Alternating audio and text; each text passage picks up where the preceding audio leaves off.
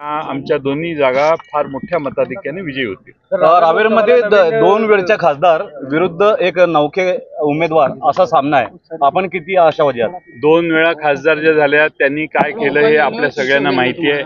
या मतदारसंघाचा विकास होऊ शकला नाही, 10 वर्ष वाया गेली आणि म्हणून आज आम्ही नवा चेहरा श्रीराम पाटलांसारखा आपल्या समोर दिलेला आहे। तर रावेर लोकसभा मतदारसंघात नवीन काय विकास होणार आहे?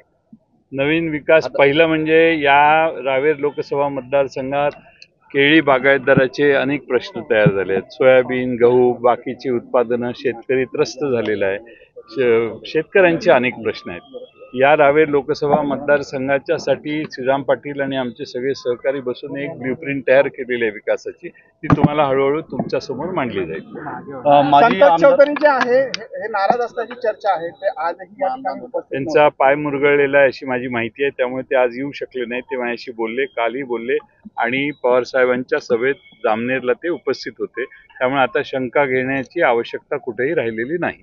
साहेब, एकनाथराव खडसेंचा प्रवेश थांबलेला आहे आणि एकीकडे आता उमेदवार म्हणून आपल्या राष्ट्रवादीचे आहेत, नेमकं काही हालचाली सुरू आहेत का? मी पत्रकार आहे तर मला विचारलं पाहिजे एकदम इकडे आहे म्हणून। असं आहे की आमचा उमेदवार आम्ही निश्चित केलेला आहे आणि आम्ही आज सगळ्यांनी मिळून त्यांचा अर्ज दाखल केलेला आहे। तुम्हाला पूर्ण परिवर्तन रावेर लोकसभा मतदारसंघात आणि जळगाव मध्ये दिसेल। फार मोठा प्रतिसाद पवार साहेबांना, उद्धवजींना आणि काँग्रेसच्या सर्व नेत्यांना आज मिळतोय आणि महाराष्ट्रातलं वातावरणच आता बदललेलं आहे। अनिल पाटलांनी टीका केलेली आहे, पक्षाचं नवीन चिन्ह आहे त्यामुळे वनवन भटकण्याची वेळ येत आहे। कोण अनिल पाटील? मंत्री अनिल पुनर्वसन हो